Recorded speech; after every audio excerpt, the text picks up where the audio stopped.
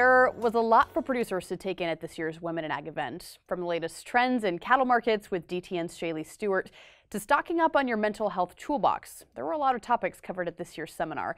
We kicked things off by sitting down with the event's coordinator, Jessica Groskopf, to learn more about what Women in Ag has to offer. We're at the Women in Agriculture Conference, joined by Jessica. Thanks for joining us. Tell us a little bit about the origin of this conference.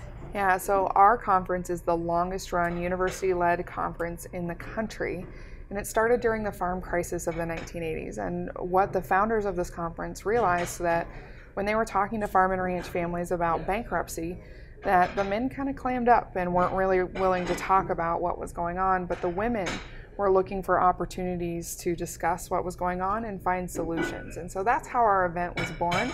And for nearly 40 years, we've had an annual convention. Okay, so that brings us to this year. What's going on this year? What are some high notes?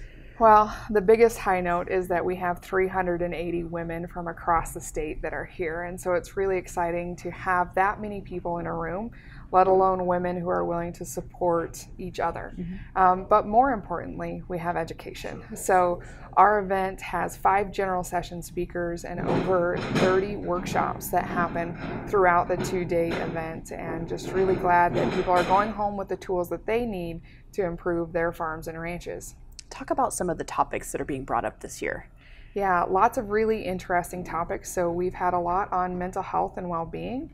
We've had some more practical things like land leasing and injections for feedlot cattle. So there's a lot of cool things that are going on, both hands-on, but also a lot of that intellectual work as well.